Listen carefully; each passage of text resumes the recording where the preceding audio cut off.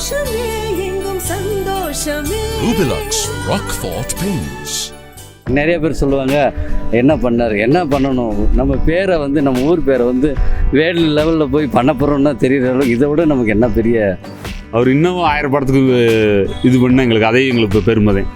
என் பொண்ணுக்கு சட்டக்கல்லூரி என் பொண்ணு மெரிட்டில் வந்தாங்க. அதுக்கு வந்து லெட்ரு கேட்டேன்.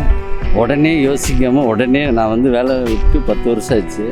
ஆனால் வந்து உடனே என் ஊருக்கார பொண்ணு, என்கிட்ட வேலை பார்த்த டிரைவரோட பொண்ணு, நான் படித்த ஸ்கூல்.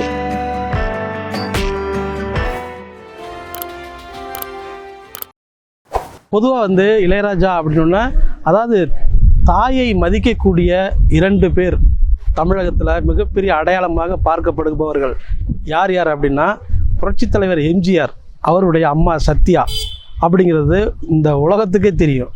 அதே மாதிரி அவர் தாய்க்கு எவ்வளோ மரியாதை கொடுத்து எவ்வளோ தூரத்துக்கு மதிச்சிருக்காரு அப்படிங்கிறதெல்லாம் வந்து நமக்கெல்லாம் பெரிய பாடமாக இருந்தது. அதே போல் இசைஞானி திரு இளையராஜா அவர்கள் அப்படின்னா, அவங்களுடைய அம்மா சின்னத்தாய் அம்மா அவர்களுடைய நினைவு நமக்கு வராமல் போகாது. ஏன்னா அந்த அளவுக்கு தாயை வந்து மிகப்பெரிய ஒரு இடத்துல வச்சு நமக்கு ஒவ்வொரு கட்டத்திலையும் ஒவ்வொருடைய பாடல்களையும் ஒவ்வொருடைய படத்துலையும் நமக்கு வந்து ஒரு அடையாளமாக திரு இளையராஜா அவர்கள் காண்பித்து வந்திருக்காங்க. இப்போ வந்து அவருடைய தந்தையாரை பற்றி பெருசாக யாருக்குமே தெரியாது. டேனியல் ராமசாமி அப்படின்னு சொல்லப்படுகிற இந்த கண்காணி அப்படிங்கிறது என்னென்னா, அவங்க வந்து ஜமீனில் வேலை பார்த்தவர். அவர் வந்து தேயிலை தோட்டத்தில் வந்து அது பிரிட்டிஷில் இருந்த அந்த தொடர்பில் அவர் வந்து கண்காணி அப்படிங்கிற அழைக்கப்பட்டிருக்காங்க. அவருடைய டேனியல் ராமசாமி என்கிற அந்த இசைஞானி இளையராஜா அவருடைய தந்தையாருடைய கல்லறை தான் இது. இது சில கால ஆண்டுகளுக்கு முன்னால் தான் நமக்கு வந்து இதை எடுத்து கட்டியிருக்காங்க. இந்த கல்லறை வந்து அதை அவரை பற்றி எப்படி சொல்லலாம் அப்படின்னா, ஒரு இந்த இங்கேருந்து மூணாறில் இருக்க தேயிலை தோட்டத்திற்கும் ஆட்களை வந்து அனுப்பி வைத்து அவர்களோட அதை ஒருங்கிணைக்கிற இதில் வந்து ரொம்ப முன்புறமாக இருந்திருக்கிறதாக இங்கே உள்ளவங்க சொல்கிறாங்க. இந்த கல்லறை தான் அது. பல இடங்களில் வந்து தன்னுடைய தாயை பற்றி பல இடங்களில் பேசியிருந்தாலும், சில இடங்களில் வந்து தந்தை ராமசாமியை பற்றியும் இசைஞானி திரு இளையராஜா அவர்கள் பேசியிருக்காங்க. சாலைக்கு பக்கத்தில் இருந்தாலும் இதன் பின்புறம் வந்து பெரிய தென்னந்தோப்போடு சேர்த்து இருக்குது. இங்கேருந்து நம்ம வந்து அந்த கல்லறை இடத்துலேருந்து நம்ம வந்து பார்த்தோம்னா அந்த கோவில், அவங்களோட குலதெய்வ கோவில் வந்து நமக்கு வந்து பளிச்சுன்னு தெரியுது. அங்கே பாருங்கள்,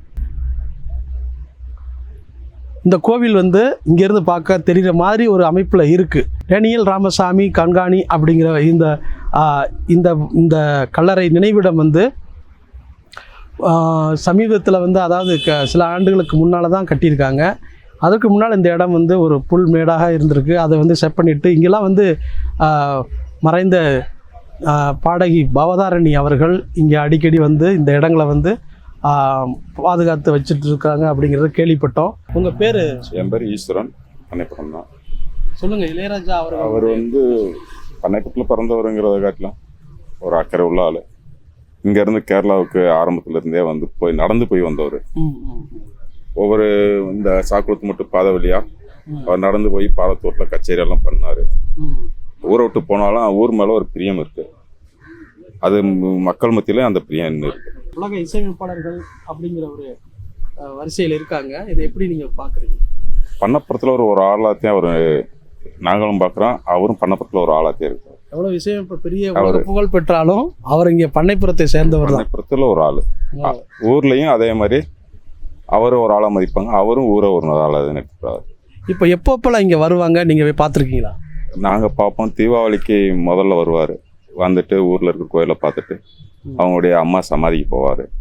வருஷத்துக்கு 2-3 தடவை எப்படியும் வருவார். வந்த ஊரில் இருக்கிற கோயில்களெல்லாம் பார்த்துட்டு நீட்டாக போயிடுவார். அந்த விஐபிங்கிற ஒரு கர்வம் இருக்காது. சமீபத்தில் மறைந்த பாடகி பவதாரணி அவர்களை பற்றின உங்கள் நினைவுகள் ஏதாவது உண்டா? அவங்க அவார்டு வாங்கினோடனே பண்ணப்புறத்தில் லோக்கல் ஃபங்க்ஷனில் வந்து ஒரு ப்ரோக்ராமே பண்ணி கொடுத்துட்டு போனாங்க. அதே பாட்டவே இங்கே பாட்டு போனாங்க. அவங்களும் தான் வீடு வார்த்தையும் நினச்சிருக்காங்க இது வரைக்கும். அவருக்கு அந்த ஒரு எம்பி இசைங்கிற ஒரு இது இல்லாமல் ஊரில் ஒரு தனி நபராகவே வந்து போவார். ஊருக்கு வந்தாலும் பெருசாக இருக்க மாட்டார். அவர் மட்டும் வருவார், அவராக போய்கிட்டே இருப்பார். அதே மாதிரி பழைய தொடர்புகள் உள்ள அத்தனை விதையும் பார்த்துட்டும் போவார். இப்போ அவருடைய வீடு இதெல்லாம் இருக்குது. இங்கே வந்து என்ன மாதிரியான வசதிகள் வேணும் அப்படின்னு நினைக்கிறீங்க? இப்போ ஒரு எம்பியாக வேறு இருக்கிறதால என்ன மாதிரி தேவைகள் இந்த இடத்துக்கு இருக்குன்னு சொல்லுங்கள். அவர் இன்னும் ஊருக்கு நல்லது பண்ணணும்னு நினச்சா அவர் எந்த பாதை நடந்து போனாரோ அதவே வந்து ஒரு NH ரோடாக இப்போ மாற்றுறதுக்கு சென்ட்ரல் கவர்மெண்ட் முயற்சி செஞ்சுட்டு இருக்கு. அதே பாதையை பசுமை வழி 4 வழி சாலையாக கொண்டு வர போகிறாங்க. அது அவர் மூலியமாக திறந்து வச்சா மிக ரொம்ப கடமையாக இருக்கும். எல்லாருக்குமே அது ஒரு எதிர்பார்ப்பு. அவர் எப்படி பண்ணைப்புறத்துலேருந்து பாரத்தோடுக்கு நடந்து போனாரோ அதே பாதை கொச்சி டு தேனியோட ஃபோர்வேவாக வருது. அது அவர் மூலியமாக திறந்து வச்சா இன்னும் மிக சிறப்பாக இருக்கும். இப்போ இந்த பாரத்தோட்டங்கிறது எங்கே இருக்குது? பாரத்தோடுங்கிறது கேரளாவில் இடுக்கியில் இருக்குது. சரி. நமக்கு ஊர்ல இருந்து பார்த்தீங்கன்னா ஒரு 20 கிலோமீட்டரில் தான். இப்போ இங்கே வந்து என்ன மாதிரியான ரோடு, அந்த ரூட்டு மட்டும் சொல்லுங்கள். அது பண்ணைப்புறத்துலேருந்து சாக்குளத்துமட்டு, அதுலேருந்து போனால் வந்து உடுப்பஞ்சோலை, அதில் மெயினான ஒரு ஏரியா. இப்போ வந்து அதுக்கு போகிறதா இருந்தால் போடி வழியாக போகணும், இல்லாட்டி கம்பம் கும்ளி வழியாக போகணும். அதோட டிஸ்டன்ஸ் பார்த்தீங்கன்னா ஒரு 60 கிலோமீட்டர் வரும் ஆவரேஜாக. இங்கிட்டிருந்து போனீங்கன்னா ஒரு 18 கிலோமீட்டர் தான் வரும். அன்னைக்கிருந்து இது வரைக்கும் எல்லாரும் நடந்து போயிட்டு வந்துகிட்டு இருக்காங்க. அந்த பாதையை அவர் ஓப்பன் பண்ணால் மிக சிறப்பாக. அவர் நடந்து போன பாதையை வந்து மிகப்பெரிய ஒரு சாலையாக மாற்றி அதை ஒரு நினைவாகவே அதை அரசு வந்து மெயின்டைன் பண்ணணும் அப்படின்னு நினைக்கிறீங்க. நல்லது, ரொம்ப நன்றி. என் பேர் குமார், பண்ணைப்புறம் பேராட்சியில் வேலை பார்க்குறேன். இளையராஜா பாடல் இல்லைன்னா நாங்கள்லாம் உயிர் இல்லாத மாதிரி நாங்கள் இருக்கோம். என் பிள்ளை முதல் கொண்டு அந்த பாட்டு தான் இளையராஜா பாடலுக்கு எடுத்து தூங்குது. இப்போ வரைக்குமே என் பிள்ளை இளையராஜா பாட்டு போட்டு யூடியூப்ல பாட்டு பிடிக்கும். இப்போ இந்த கண்மணி அன்போட காதலன், இப்போ அது கண்மணி அன்போட காதலன், கற்பூர பொம்மை ஒன்று, இளையராஜா பாட்டுன்னா அப்படி யூடியூப்ல பார்த்து தாத்தா, எனக்கு வந்து அப்பா வேணும் இளையராஜா, பிள்ளைக்கு வந்து தாத்தா. ரொம்ப இளையராஜா பாட்டுன்னா நல்லா விரும்பி கேட்டேன். அதை கேட்டு ஒரு 3 பாட்டாவது கேட்டு அப்படி தூங்கிருங்க. அண்ணாடு 2 பிள்ளை, எனக்கு பொம்பளை பிள்ளை, 2 பிள்ளையுமே இளையராஜா அப்பா பாட்டை கேட்டு தூங்குங்க. இன்ன வரைக்கும் எனக்கு இளையராஜா பாட்டு படம் மியூசிக் தான் பிடிக்கும். பாக்கி எந்த இதுவுமே நான் இது வரைக்கும் பார்த்ததும் இல்லை, என்ன எதுவுமே கேட்டதில்லை. அந்த மாதிரி நாங்கள், ஏன்னா எங்கள் அப்பா இந்த ஊர் மண்ணில் பிறந்தவர், அதனால எங்களுக்குன்னு ஒரு இது இருக்குது. இளையராஜா மியூசிக்னா தான் எங்களுக்கு ரொம்ப இதாக இருக்கும். அதே மாதிரி இளையராஜா அப்பா ஊருக்கு இந்த மெர்க்குரியெல்லாம் இப்போ சமீபத்தில் மாட்டேன். அதாவது எம்பி ஆனதுக்கு பிறகு அவர் வந்து இங்கே அந்த விளக்கு வசதி செய்து கொடுத்துருக்காரு. ஆமாம். இப்போ விளக்கு வசதி செஞ்சு கொடுத்தாரு. அது இல்லாதப்ப எப்படி இருந்தது? ரொம்ப பஸ் ஸ்டாண்டே ரொம்ப இருட்டாக இருந்துச்சு. இப்போ அது போட்ட பிறகு இங்கே பாலத்து வரைக்குமே, இங்கே வந்தால் பாலத்து வரைக்குமே நல்ல கை வெளிச்சமாக தெரியுது. அது பண்ணி கொடுத்துருக்காரு. வெயினி செட்டு இந்த இன்னொரு கூட எல்லாமே இது பண்ணி பண்ண போகிறது. அவர் இதில் தான் பண்ண போகிறாங்க. பாவாமா இருந்தால் எங்களுக்கு நல்லா இருந்திருக்கும். எனக்கு அக்காங்க வேணும் பாவாமா. போய் 3 நாள் அங்கே தான் இருந்தோம். நாங்கள் லோயர் கேம்பில் தான் இருந்தோம்.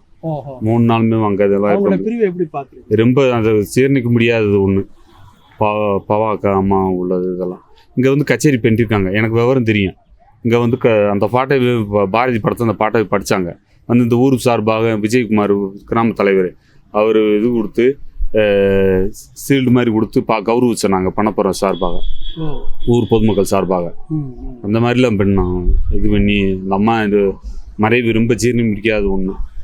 இளையராஜா அவர்களுக்கு நேரடியாக ஒரு கோரிக்கை வைக்கணும்னு என்ன வைப்பீங்க? அவர் இன்னும் 1000 படத்துக்கு இது பண்ணால் எங்களுக்கு அதே எங்களுக்கு பெருமை.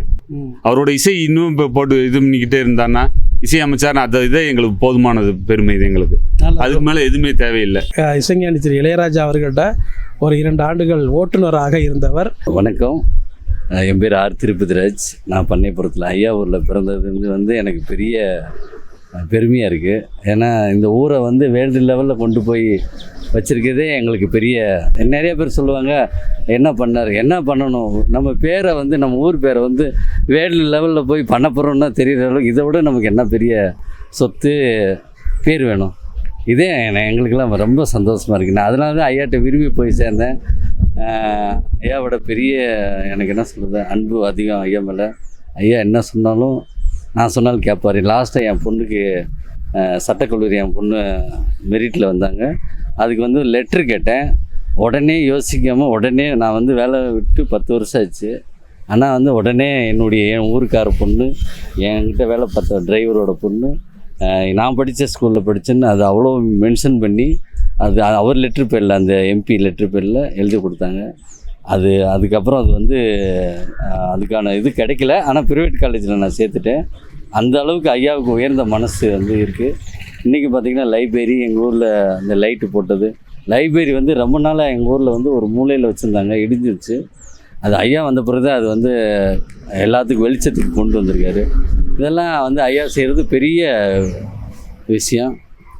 இன்னும் எங்கள் ஊருக்கு வந்து ஐயா அடிக்கடி வரணும் எங்களுக்கு. அது ஒரு பெரிய எனக்கு கொஞ்சம் கஷ்டமாக இருக்குது. ஏன்னா வந்து போனால் தான் வந்து இந்த மக்களுக்கு அவரை பார்த்தாவே ஒரு சந்தோஷம். அவர் செய்கிறதுங்கிறது வேறு விஷயம். அந்த அந்த அழகான இதயத்தை எவ்வளோ பேர்த்துக்கு இன்றைக்கி நிம்மதியாக தூங்குறாங்கன்னா, தான் தாயை நினைவு கொண்டு வர்றாங்கன்னா, தன் காது எவ்வளோ விஷயங்கள் பாடலால் தான் உணர்த்தினார். அந்த உணர்த்தினவருக்கு எங்கள் கூட ஸ்பெண்ட் பண்ணுறதுக்கு எங்களுக்கு வேணும். ஏன்னா எல்லாத்துக்கும் கிடச்சிட்டாரு. வேர்ல்டு லெவலில் யாருக்காருக்கும் கிடச்சிட்டாரு. எங்கள் மண்ணுடைய மனிதருக்கு கூட அவர் வந்து யதார்த்தமாக வரணுங்கிறது என்னுடைய ரொம்ப நாள் ஆசை. அது கிடைக்கணும். ரெண்டாவது எங்கள் ஊருக்கு ஒரு ஹாஸ்பிட்டல் வேணும். எனக்கு ரொம்ப நாள் ஆசை. ஏன்னா இங்கே பக்கத்து ஊருக்கு தான் நாங்கள் போகிறோம். 1 கிலோமீட்டர் இங்கிட்ட அங்கிட்டு போகிறோம். ஆம்புலன்ஸ் வசதி கிடையாது. அது ஐயா வந்து கொஞ்சம் செஞ்சு கொடுக்கணும். ஆனால் அதை நான் ஐயாட்ட நேரில் சொல்லலாம்னு நினச்சேன். இதன் மூலியமாக ஐயாவுக்கு போய் சேரணும்னு என்னுடைய அன்பான வேண்டும். ஏன்னா எங்கள் ஊர் மக்கள் வந்து மாத்திரைக்கும் சின்ன நிறைய பேர் இன்னும் கஷ்டப்பட்டுக்கிட்டே இருக்காங்க. அது ஐயாவுக்கு தெரிஞ்சிருக்க வாய்ப்பு கொஞ்சம் கம்மி. அதை நீங்கள் எப்படியாச்சும் ஹாஸ்பிட்டலுக்கு கண்டிப்பாக ஐயா நீங்கள் உங்கள் பேரில் சின்னதாக ரொம்ப சின்னதாக ஒரு காய்ச்சல் மாத்திரை, ஒரு தலைவலி மாத்திரை, அதுக்கெல்லாம் ரொம்ப பேர் கஷ்டத்தில் இருக்காங்க ஐயா. நீங்கள் அதை நம்ம இதுலேருந்து நீங்கள் செஞ்சு கொடுக்கணும். இது எனக்கு எதுவுமே நீங்கள் வேணாம். இனிமேல் உங்கள் பார்வைப்பட்டாவே எனக்கு போதும். ஆனால் இந்த மக்களுக்கு நீங்கள் செய்யணுன்னா இந்த ஆஸ்பத்திரி விஷயம், இந்த ஆம்புலன்ஸ் பண்ணி கொடுங்கய்யா. என் ஃப்ரெண்டோட ஒய்ஃபுக்கே ரொம்ப உடம்பு சரியில்லாமல் இருக்காங்க. பாவம் அவன் வந்து மாதம் 10,000 கொடுத்து வெளியில் போய் ஆம்புலன்ஸ் செலவே ஆகுது. அது வந்து அது நீங்கள் எனக்காக பண்ணி கொடுங்க ப்ளீஸ். ரொம்ப நன்றி. திருப்பதி ராஜ் சொன்னது ஒரு மிக முக்கியமான கோரிக்கையாக இருக்குது. இசைஞானி திரு இளையராஜா அவர்கள் இசையால் பலருடைய கவலைகளை தீர்த்து வைத்து நிம்மதியாக உறங்க வைக்கிறார் என்பது ஒரு ஆறுதலாக இருந்தாலும், அவர் பிறந்த ஊரான பண்ணைப்புறத்தில் ஒரு அதாவது மருத்துவமனை என்கிறது ஒரு சிறிய அளவிலான மருத்துவமனை, அவசர உதவிகளுக்காக ஒரு ஆம்புலன்ஸ் ஒன்று வேணும் அப்படிங்கிறத திருப்பதி ராஜ் வந்து சொல்லியிருக்காரு. இது ரொம்ப முக்கியமானவும் மிகவும் கவனத்துக்குள் எடுத்துக்கொள்ள வேண்டிய ஒரு விஷயமாக இருக்குது. இதை நிச்சயமாக இசைஞானி திரு இளையராஜா அவர்கள் செய்து கொடுப்பார் அப்படிங்கிறது நமக்கு நம்பிக்கை இருக்குது. கண்டிப்பாக இதை செய்து கொடுப்பார். திருப்பதி ராஜ் அவர்களுக்கு இங்கேயே நம்ம வந்து அதை ஒரு உறுதியாக கொடுக்கலாம்னு நான் நினைக்கிறேன். ஐயா ஹாப்பி பர்த்டே ஐயா. உங்களுக்கு வேர்ல்டு லெவலில் ஹாப்பி பர்த்டே வரும். ஆனால் பௌதாம்மா நம்ம கூட இல்லாத எனக்கு ஒரு வருத்தமாக இருக்குது. ஏன்னா நானும் அங்கே வந்து உட்காந்துருந்தேன். எல்லோரும் கண்ணீர் விட்டு அழுதோம். இருந்தாலும் எங்கள் ஐயாவுடைய ஒவ்வொரு பர்த்டே ஒவ்வொரு தமிழனும் கொண்டாடக்கூடிய பர்த்டே இது. சாதாரண பர்த்டே கிடையாது. தேங்க்யூ ஐயா. Happy birthday. I love you. Ilaiyaraaja அவர்களுடைய தந்தையார் நினைவிடத்தில் அவர் பொறுப்பாளராக பாதுகாத்து கொண்டிருக்கிற வாட்ச்மேன் அவர்கள்ட்ட பேசுவோம். வணக்கம் ஐயா. வணக்கம் ஐயாவுக்கு. இப்போ ஐயா பிறந்த நாள் வர்றதுனால எங்களுக்கெல்லாம் அங்கே மகிழ்ச்சியாக கொண்டாடுறதுக்கு ரொம்ப சந்தோஷமாக இருக்குது. அதை விமர்சையாக நீங்கள் ஏற்றுக்கொள்கிறதுக்கு நாங்கள் ரொம்ப சந்தோஷப்படுறோம்.